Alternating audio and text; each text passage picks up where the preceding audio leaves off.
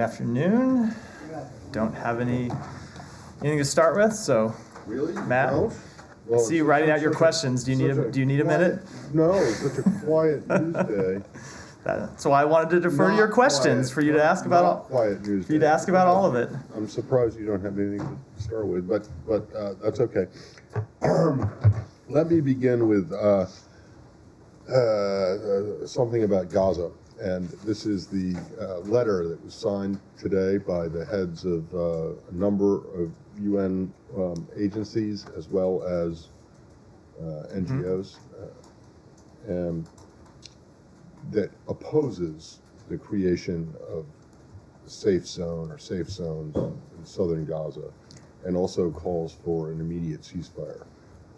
I suppose none of that is particularly surprising, but I wanted to ask you about the fact that there are at least three American citizens, three Americans who are signatories to this, who are heads of UN agencies, who this administration nominated, supported, and lobbied for to win their positions, who signed this. And so the first thing on that is, Go ahead. well, I was say I don't think it calls for. No longer, they are not employed by the U.S. government. Can I say factually? Correct me if I'm wrong. I don't think it calls for an immediate ceasefire. Correct. Calls for a ceasefire. I'll go back and look. Happy to be proven wrong if I read the letter quickly this morning, but I don't think it calls for an immediate ceasefire. But anyway, go ahead. Well, I anyway, may have that detail wrong. I might have it wrong as well, and I'm sorry if I do. But at any rate, the content of the letter is not in alignment with what the administration's policy is right now. Obviously, these three people that I'm focusing on are not employees of the U.S. government, and so they don't necessarily take their direction from the administration. So one, they didn't clear or let you know in advance that they were going to sign this? So I'm not aware whether we had conversations with him in advance of this letter. I would say we, of course, supported all those nominees, as you point out, and support their ability and right and authority to make their independent judgments about what is the best policy. I will say one thing about what the letter calls for with respect to safe zones. I think the letter points out that they are opposed to safe zones in which there is not agreement from all the parties not to attack those safe zones. I think the point they're making is if you direct people to go to safe areas, they have to be sure that those areas actually will be safe and not just targets for the civilians who have been moved there. You're saying targets from targets. Israel, the civilians won't be targets. These are Israeli proposed safe. This is an Israeli proposed safe area. What we are working on with the Israelis, and we've had conversations about this in the last 24 hours, is about what is the best way to implement protection for civilians in southern Gaza. And we continue to work through those details. I don't have any announcements to make about where we might land, but it's a conversation that's ongoing with the Israeli government right now. Okay, then just more broadly, because we're all aware of the foment inside the administration and inside Washington and inside the country about what the policy is. But these are three prominent people, including two of which, Kathy Russell and Amy Pope, had senior positions at the White House. Kathy Russell is still, as far as I understand, extremely close to both the president and the first lady. And then Cindy McCain, who everyone knows who she is. Is it problematic for you guys at all that you have these three people who are, the heads of important UN agencies who are disagreeing with the administration's policy? Again, I don't necessarily agree that they are disagreeing with our policy. We want to see that whatever protections exist for civilians in southern Gaza, that there are areas that are protected from attacks from Israel, from Hamas, Palestinian Islamic Jihad, from anyone else operating there. So we would agree with that notion, and it's something we're working with the Israeli government to try to implement and figure out the details of now. So the administration does not support the creation of a safe zone. We create. I thought that was one of the main No, things the Secretary was doing. we do want to establish areas that are safe for civilians in southern Gaza, but working out the details of that when you have an armed conflict going on is complicated, as it always is in the middle of armed conflict. Okay, so you're not particularly concerned. No, not at all. Okay. Go ahead. Related, but not totally. Of course, there's the operations in Al Shifa Hospital. There are also operations surrounding another hospital, which I think the name was Ali Arab. There's been strikes on the Jordanian military hospital in Gaza.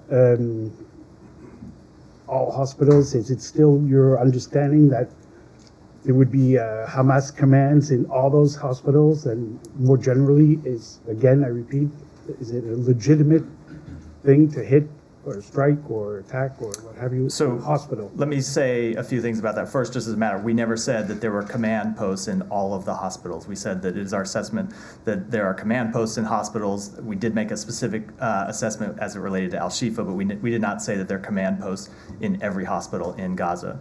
But there are command posts in hospitals there, and there are tunnels underneath hospitals there. Let me speak first of all to the Jordanian medical personnel that were injured outside a field hospital in Gaza.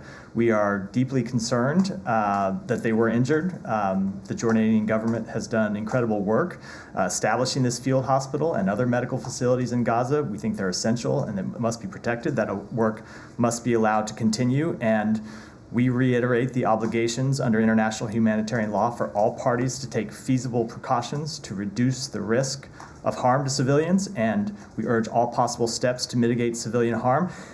As it relates to hospitals, as we said before, we don't want to see hospitals struck from the air. We understand that Hamas does continue to use hospitals as places where they embed their fighters. It's places where they have tunnels running underneath. And so it can be appropriate for Israel to conduct limited military operations with respect to hospitals, but we want to see them do it in a way that minimizes civilian casualties. We do not want to see hospitals in the middle of firefights. We do not want to see patients put at risk. It's why we've called for the evacuation of hospitals when appropriate and said we would support international humanitarian organizations evacuating patients so they could be put out of harm's way. This is, I think as I said before, this is such a difficult issue because two things can be true at one time. One, we want to see hospitals protected. Two, Hamas is operating outside of hospitals, and Israel has a right to try to attack Hamas and hold them accountable and keep them from launching new attacks. So how do you square those two things? The way we try to square it is to say, number one, no airstrikes on hospitals, and number two, if Israel is going to conduct limited military operations in hospitals, as they're doing with respect to Al Shifa now, that they try to do it in a way that minimizes civilian harm, and so they only are putting in jeopardy Hamas fighters and not civilians. Okay. Said, as is true every day, I will definitely. I always come to you. So go ahead. Just to follow up on that one specifically, so you say no airstrikes on hospitals. Well, there apparently was one on the military Jordanian hospital in Gaza. So you say you're deeply concerned. You don't want to see hospitals struck from the air, etc. But you condemn that strike. I'm going to say we are concerned about those reports. We're concerned that hospitals hit, and we do not want to see airstrikes against hospitals. We want to see hospitals protected. So you don't condemn. Would the U.S. support establishing safe zones I'll come to you. in northern Gaza? I know, you can follow, and when I come to you, you can follow up on that and whatever else. You'll get as many as you Would the need. U.S. support establishing safe zones in northern Gaza for things like field hospitals? I mean, you can't evacuate these people and put them, where they aren't going to be safe. So if you're calling for patients to be evacuated, field hospitals would de facto be the best option, but if they're not safe either, I mean, how is this approaching this? I don't want to speak to try to prescribe specific proposals from the podium when this is an ongoing conversation we are having with the government of Israel and with international humanitarian organizations who themselves are trying to figure out the best way to implement this in what is an active conflict zone. I will just reiterate the general principles, which is we do want to see places established that civilians can be safe. We want to see places established where patients can be safe and patients are protected. And that's what we're in conversation every day with the government of Israel about, and with the international humanitarian organizations. And I will just repeat, as I've said the other day, remember that it is Hamas that is putting all of these people in harm's way. It is Hamas that continues to operate inside hospitals as they have done inside mosques and schools and other civilian infrastructure. It is the Hamas that is the root of all this problem. That is creating such a difficult challenge for the international community and for the Israeli military. So I don't have any illusions that Hamas is going to change its practices, so that puts an added burden on Israel to conduct their operations in compliance with international humanitarian law, and we expect them to meet those obligations, and we have conversations where we make that clear with them all the time. Would you support safe zones established in northern Gaza, because to this point, you've only mentioned southern Gaza? Again, I'm not going to get ahead of the conversations that we're having with international humanitarian organizations about what the best way is to protect civilians from harm. It is an ongoing conversation, and I don't think I should try to prescribe where those conversations will land from here. You said you're pressing Israel to conduct their operations within the confines of international humanitarian law. Have they done that to this point? Does the U.S. assess they've done that? Again, we have not made any assessment that they have violated international humanitarian law, but we constantly are monitoring facts as they develop. Simon, go ahead. Yeah, just on that particular issue, the president yesterday did talk about indiscriminate bombing. He said this is a different story than what I believe was occurring before an indiscriminate bombing. He's kind of talking about how the U.S. has been able to influence the way that the Israelis are conducting this campaign. So does that mean there was an assessment at some point that it was indiscriminate? So as always, I will let the White House speak to the president's specific comments, but I think the point that he was making is that when you look at the way they have conducted their military operation around Al-Shifa, it has been a targeted operation to move slowly into the hospital. They're moving one building at a time. They have not. It's an operation that is yet ongoing. My understanding is they have not completed operations against every building in the hospital as of yet. It's something that's ongoing. And he was contrasting that with the airstrikes that Israel has conducted that even when targeted can produce significant collateral damage and loss of civilian life. So indiscriminate is not this building's assessment. It's not an assessment that we've made, and again, what I think the president was referring to was contrasting ground operations with airstrikes, which even when targeted, can produce significant civilian casualties, as we have unfortunately seen, and lead to loss of thousands and thousands of Palestinian lives. And just back to Al-Shifa specifically, you had talked earlier in the week about a plan to evacuate patients. Obviously, the operation, the Israelis are now in the hospital, and there hasn't been an evacuation. So. Was that something that you were trying to hold the Israelis back from going in there so that you could get people out? And can you, I guess, what happened? What went wrong? We have not tried to dictate the tempo of military operations to Israel. We're not in any position to do that from thousands of miles away. They have to make their own decisions about how to best conduct a military campaign. We were liaising with humanitarian organizations about conducting evacuations. There have been evacuations that have been conducted from Al-Shifa and from other hospitals in the north. There weren't any that I was aware of this week in the last few days as this military operation took place. I'm not really in a position to comment on what's going on the ground right now. We don't have eyes and ears there, but no, there wasn't any significant evacuation that took place before. And just finally, on you mentioned the hope that there can be these safer areas in the south of Gaza. The Israelis have started dropping leaflets on certain places around Khan Yunis. Are you concerned that basically the area that could be in some sense safe for civilians in Gaza is just shrinking and is basically going to be non-existent? I will say we are in active conversations with the government of Israel about ensuring that civilians can be safe from harm. We obviously saw the step that they took with respect to Khan Yunis.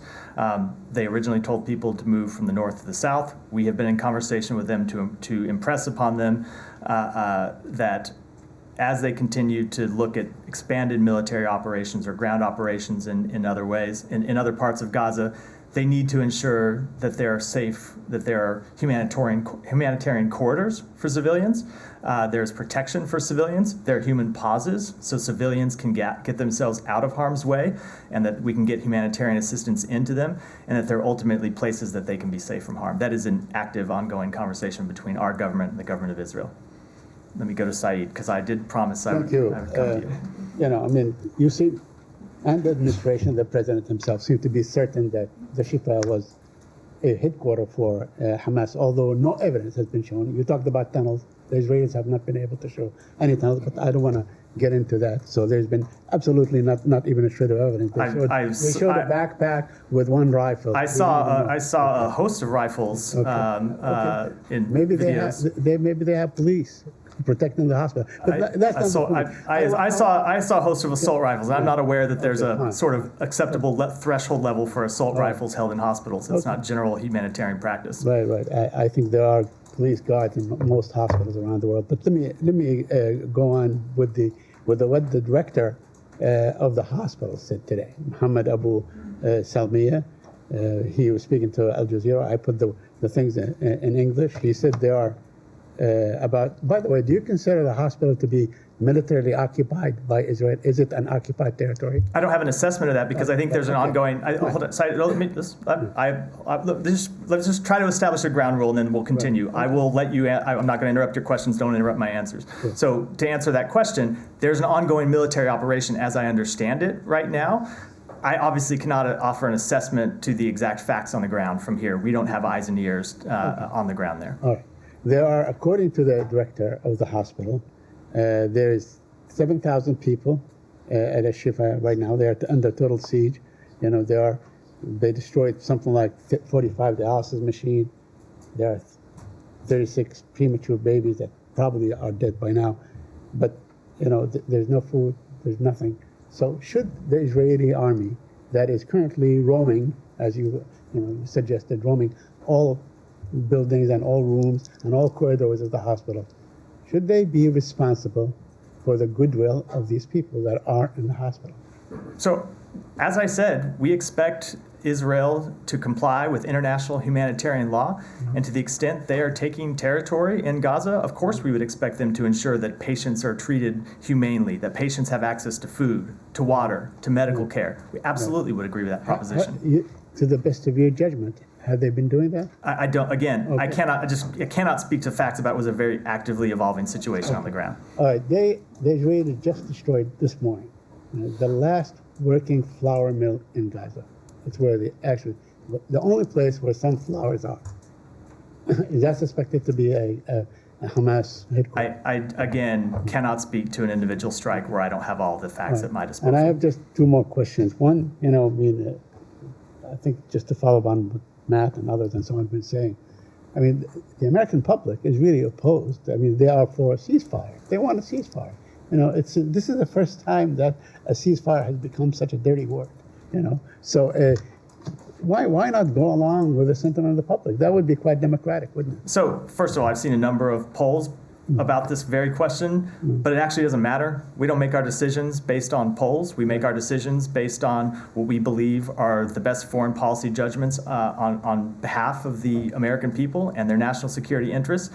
And the president and the secretary have come to the judgment that a ceasefire at this time would only benefit Hamas. But we have been very clear that we believe there should be expanded humanitarian pauses to protect civilians, that there should be ways for civilians to get out of harm's way, and that we should do everything we can to get humanitarian assistance in for civilians in Gaza. The secretary has spoken very clearly that in his judgment, far too many Palestinian civilians have been killed as a result of this conflict.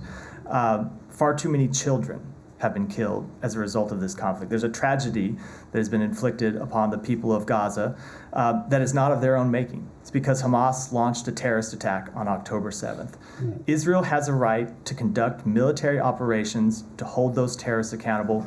We want them to do it in a way that minimizes civilian harm, and we want to do everything we can to get humanitarian assistance into civilians. And that is the work that we are doing every day to try to effectuate.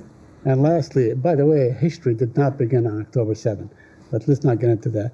Do you have anything to say about a more mundane issue like the visa waiver? So with respect to the visa waiver program, so we are aware of reports that there are American citizens in the West Bank who are unable to transit through Israel as they are allowed to do under the requirements of the visa waiver program. We have expressed concerns about that to the government of Israel. I won't get into full details of our private diplomatic conversations, but we expect Israel to address those concerns. We expect them to be in full compliance with the visa waiver program, and there are remedial measures that that are available to us if they are not. Okay, let's just, on that. Like they can be suspended? There are a full range of remedial measures that can be taken before ultimate suspension. That is, of course, for any country in the visa waiver program, the ultimate Like what? action that we can take. There are measures you can take to try to bring a country back into compliance. I Like can't what? get into the specifics from here. There are a range. Well- hold on. There are a range of measures we can go into in All detail. right, and then offline. okay, but I mean, well, we can talk about this later, but literally, I mean, after October 7th, it was going to be literally impossible for Israel to continue to meet the criteria for this. Is what you're saying now that you have told when you're expressing your concerns to the Israelis? Are you telling them that, hey, you're no longer in compliance with what you agreed to and fix it, or something's going to happen? I am not going to get into the exact conversation that we have had, but we have expressed our concerns that American citizens in Israel or in the West Bank traveling through, want to travel through Israel, cannot do so, cannot fully exercise their rights under the program. We expect them to be able to do so. Are Israeli passport holders aware of the fact that the actions of their government may be,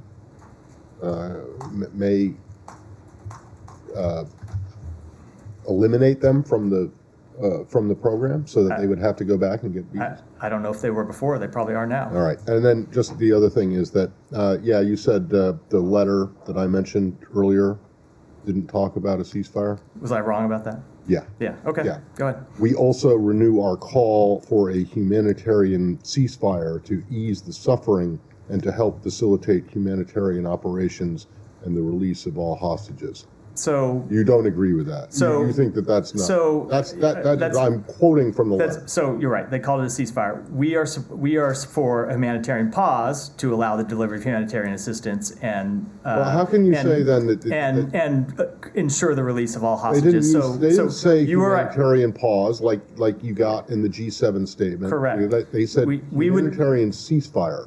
We would which is- disagree. We disagree with a call for a ceasefire. Okay, and so you Absolutely. don't, and so But the- and that is still not a problem, that you have two of whom are former senior White House officials, and one of whom, is well known, and not just because of who her husband was, but for her own work in her own right,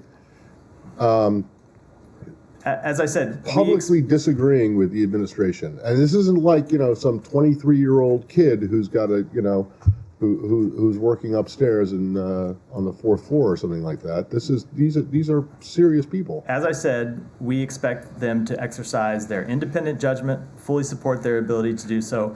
But you don't care what they have to say. With respect to a ceasefire, oftentimes when ceasefire gets thrown around, it's the idea of a ceasefire that will lead to a full cessation of hostilities, a humanitarian pause. I understand it's called a ceasefire.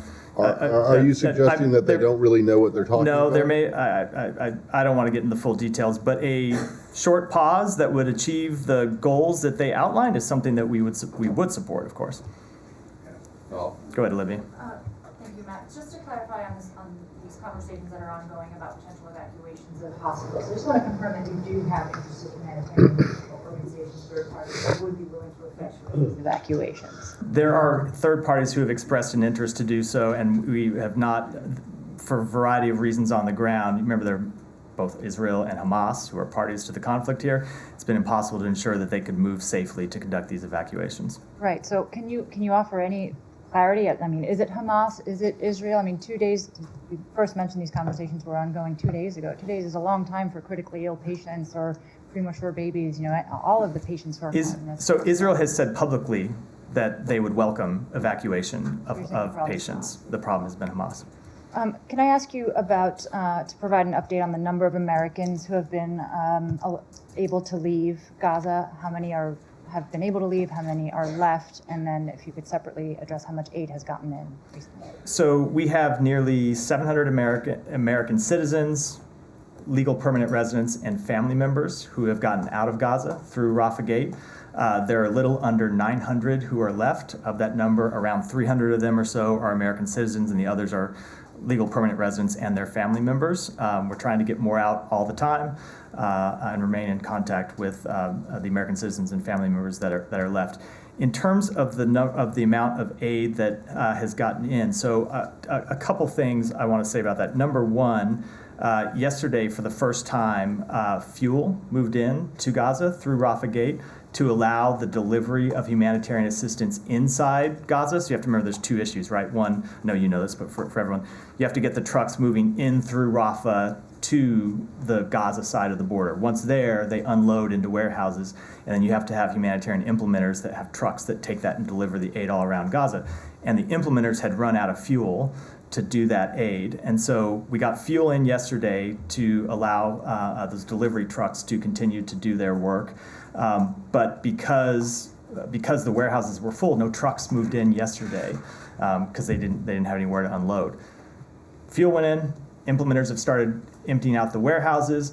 Today, trucks have started to go back in through Gaza. As of yesterday, a total of around 1,100, a little over 1,100 trucks that had gotten in. None went in yesterday, but more are going through today, and I'm sure at the end of the day we'll have an update on how many got in.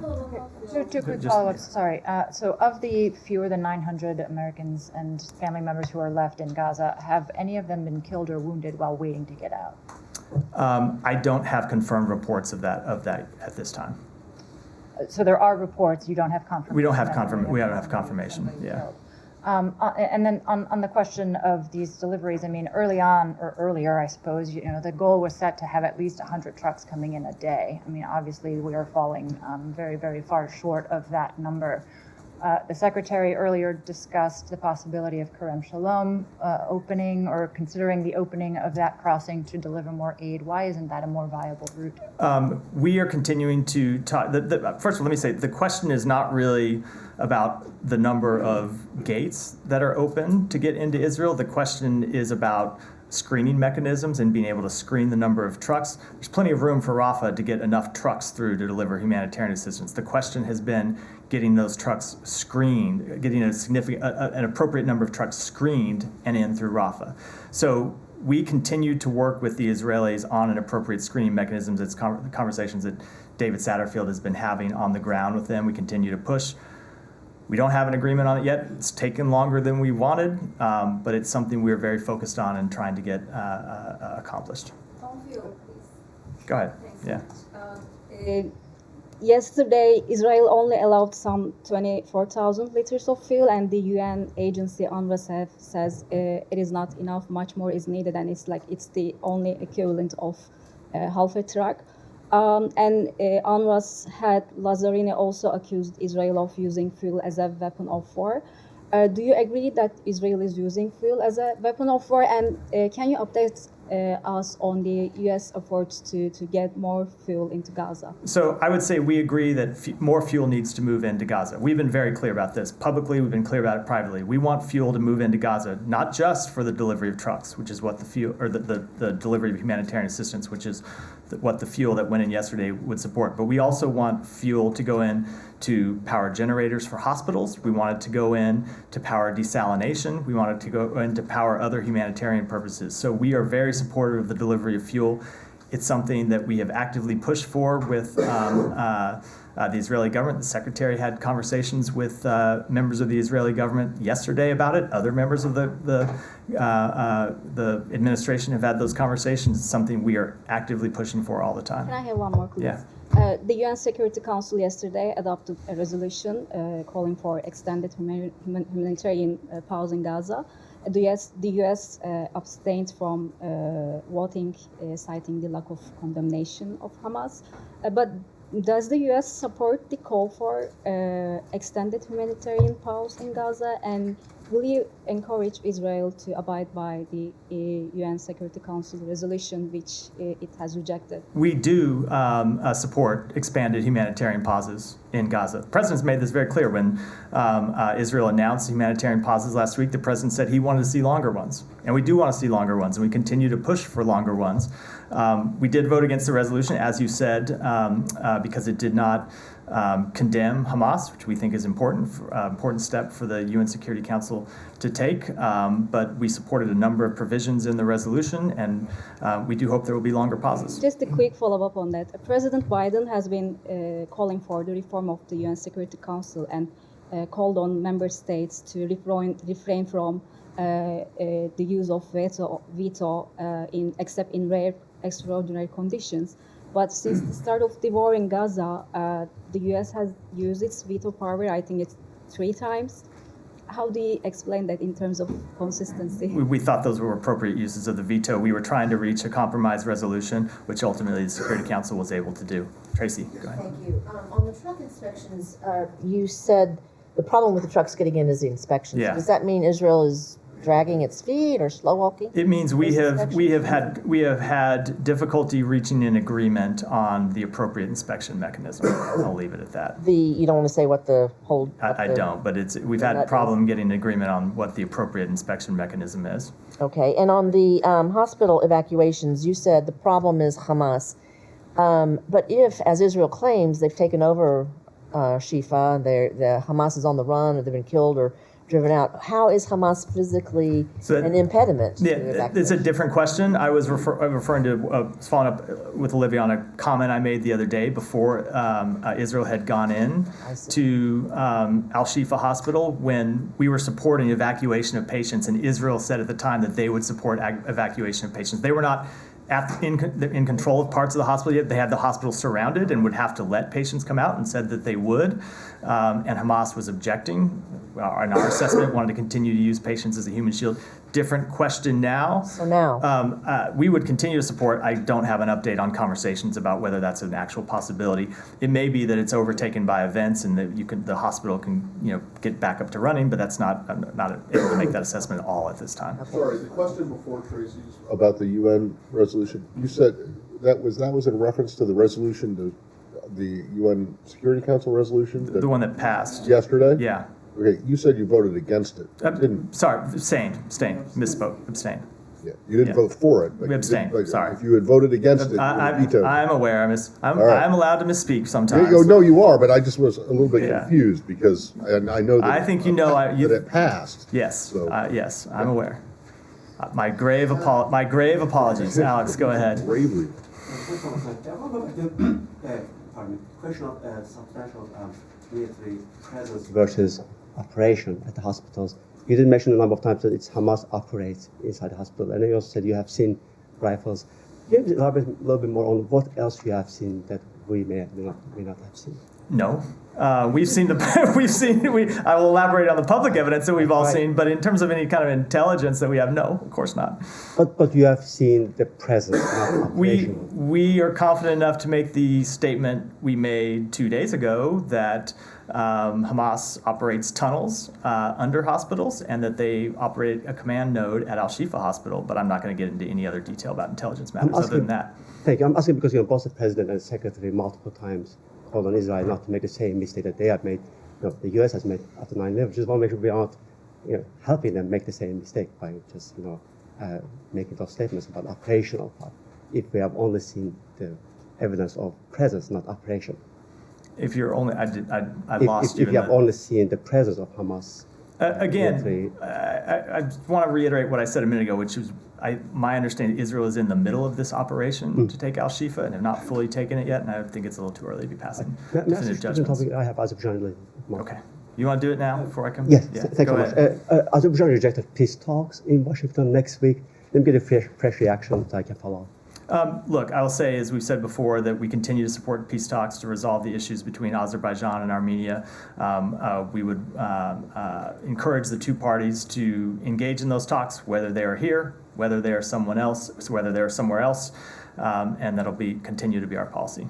As a secretary, But yeah, I'll come to you. I'll come to you Our next, Michelle. secretary yesterday said that they have downgraded, they've canceled a number of high-level meetings with Azerbaijan. When you say high-level, how high do you have in mind? I'm asking because his own deputy was in Azerbaijan a couple of weeks ago. Let me And take for a that. country that has never received, Let me take. Let me. vice president. Let me this take is that. pretty high. Let me take that one back and get And, back to and you. there's one quick follow-up.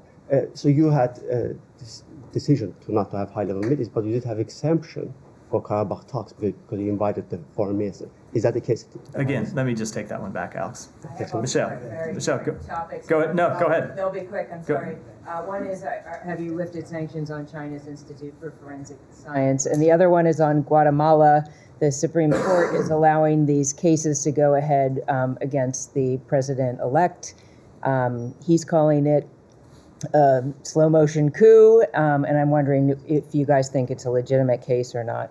Let me start with the China piece. So, first of all, let me talk about the meeting yesterday and what the president was able to announce, and that is the resumption of bilateral cooperation to combat illicit drug manufacturing and trafficking, including, most significantly from our standpoint, fentanyl, the establishment of a working group for ongoing communication and law enforcement coordination. We saw China, or we have seen China, take 4 important steps in this regard. Number one, they are issuing a notice to their domestic industry advising on the enforcement of laws and regulations related to the trade in precursor chemicals and pill presses, something that we think is very important. They did a similar notice in 2019, and it led to a drastic reduction in the seizure of fentanyl shipments to the United States. They have begun taking law enforcement actions against Chinese synthetic drugs and chemical precursors. As a result, there are PRC-based pharmaceutical companies that have already ceased operations, others that have had international payment accounts blocked. At the beginning of this month, for the first time in nearly 3 years, the PRC started resubmitting incidents to the International Narcotics Control Board's global database, which is used to share real-time information internationally about suspicious shipments and suspected trafficking, which is important to let global law enforcement, including U.S. law enforcement, take action against the shipment of precursor chemicals. And then fourth, as I said, we've relaunched this working group so our policy and technical experts can discuss law enforcement efforts and exchange information. So we think those were incredibly important steps. And then with respect to the delisting of the PRC's Ministry of Public Security's Institute for Forensic Science, that is a step that we have taken. It became clear to us in conversations with the PRC, dating back to the conversations that the Secretary launched in June when he traveled to Beijing, that the continued listing of the IFS on the Commerce Entity List was a barrier to achieving cooperation on stopping the trafficking of precursor chemicals. It was a top priority for the Secretary and for the President to stop the trafficking of precursor chemicals out of China that can be used to produce fentanyl that comes into the United States. And so when we evaluated the issue and looked at all the merits of delisting the IFS, ultimately we decided that given the steps China was willing to take to cut down on precursor trafficking, it was an appropriate step to take. Stop there in case you have any follow-ups, and I'll go to the. No, that's okay. I can go to the Guatemala one. Guatemala would be great, yeah. Yeah. So on Guatemala, we are aware of the reports that the public ministry raided the homes of Semilla party members and others, while also pursuing politically motivated arrests. We are also aware of leaked documents allegedly belonging to the public ministry, indicating their attempts to undermine the Guatemalan presidential election. We condemn these provocative attempts by the public ministry and others to interfere with the transfer of power to President-elect Arevalo. These actions show a blatant disregard for the will of the Guatemalan people as expressed on Election Day, and we will continue to use all available tools to promote accountability for those involved in significant corruption and those who attempt to undermine democracy or are engaged in human rights violations and abuses in Guatemala. Matt, can Go I ahead, just follow yeah. up on the sanctions? Delisting. So the sanction of this Institute of Forensic Science was related to human rights violation. So by removing it from the entity list, it's the United States saying that there is an improvement of China's human rights practice. And how do you respond to human rights groups who is saying that this raises questions about U.S. commitment to human rights and all abuse against Uyghurs and minority groups. So I think our record on on human rights in China is pretty clear. In fact, yesterday the president himself underscored the universality of human rights and the responsibility of all nations to respect their international human rights obligations. He raised specific concerns about human rights practices in PRC with President Xi. We've taken a number of actions since the outset of this administration related to human rights practices in China, and we will continue to do so. I think our record is very clear. But when you look at the decision we had to make, we ultimately decided that the listing of the IFS on this Commerce Entity List was a barrier to taking action that would save thousands and thousands of American lives. And so we have to make tough decisions in this administration, and the decision that we made was that when you looked at the potential of saving American lives by securing this cooperation with China on fentanyl trafficking, it was an appropriate step to take. Now, it's not the end of the story. We're going to watch how China complies with the commitments that they made to us. We're going to continue to talk with them about other steps that they can take, and we will continue to hold them accountable for their human rights record. Yes, right. This was an action taken by the Commerce Department, right? Correct. So why are you talking about it? Commerce Department doesn't have a podium, I think. Well, they have email. Don't They do, but they have, you know, they put out. I statements try to be responsive here at the podium. Fair enough. Go ahead. Go ahead. Thank you very much.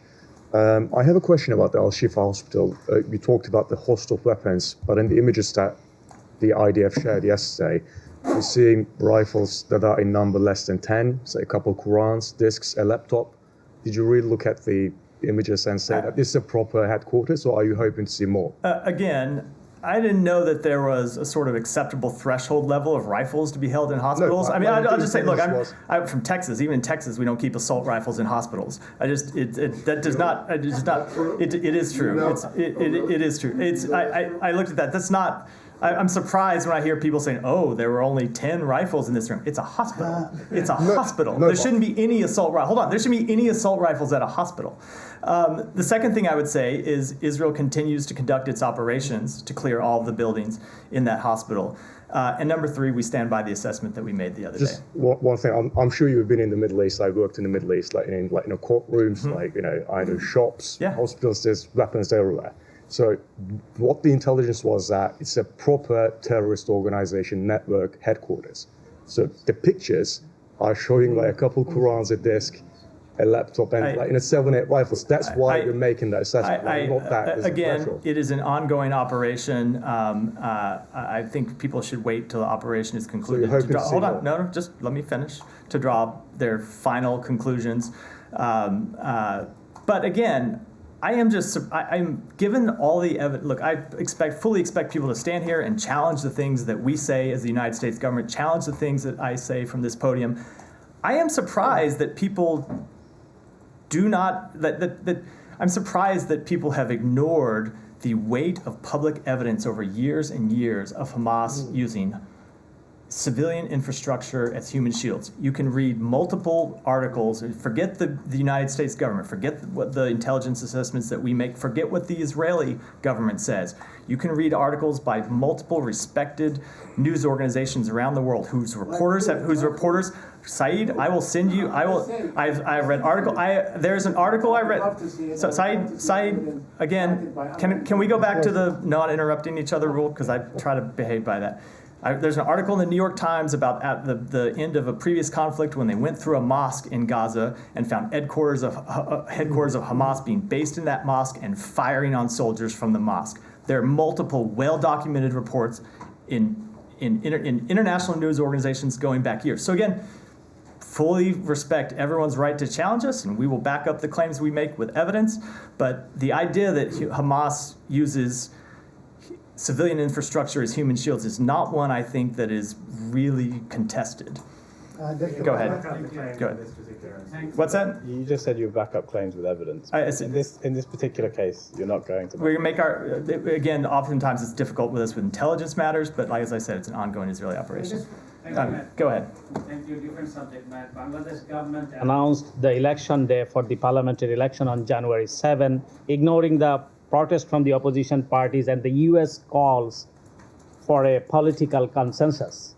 So, and obviously all political parties rejected it and the crackdown is going on. So what is your position to hold a free, fair and credible election and make government accountable? So we have been consistent in our message regarding the upcoming elections, and that message remains the same now that the polling day has been announced. We want what the Bangladeshi people themselves want, free and fair elections which are conducted in a peaceful manner.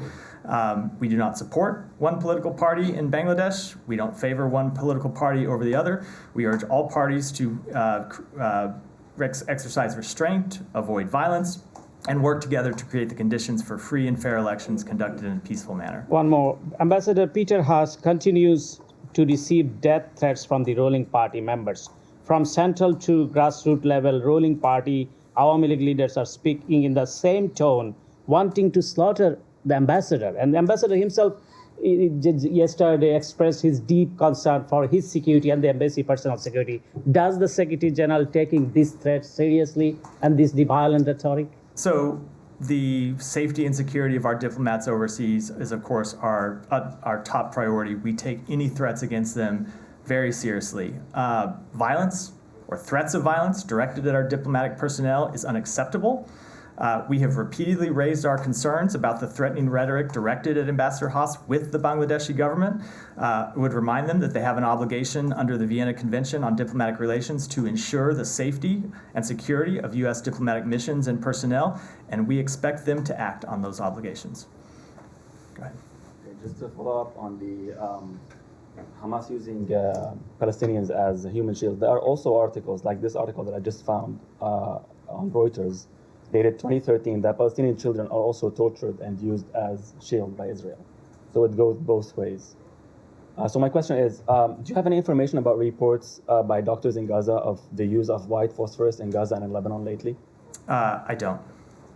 Go ahead. Thank you. A different topic.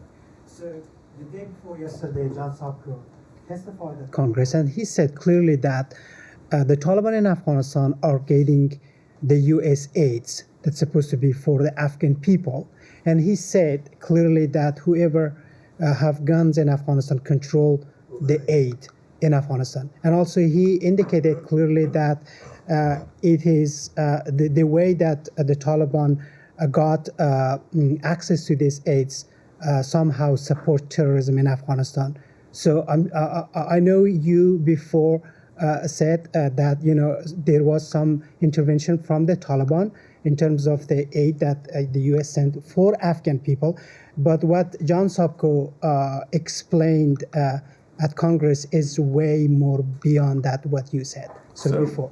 A few things. Number one, the U.S. government has robust oversight measures in place to monitor the implementation of U.S.-funded humanitarian assistance around the world, which we provide to help save the most vulnerable of lives. In cases where the Taliban makes demands of our partners beyond routine operational costs, our partners pause or adjust their operations accordingly. We work with trusted international partners who have extensive experience working in the challenging environments like Afghanistan, where we have no presence. And we continually assess our activities to ensure both our assistance is reaching those for which it is intended and that our partners have appropriate mitigation measures in place to help safeguard against diversion. And if we need to take steps to change how we're delivering our aid, we of course will always do so. Go ahead. Matthew, good afternoon. Simply, what's the latest on the efforts to get the hostages freed?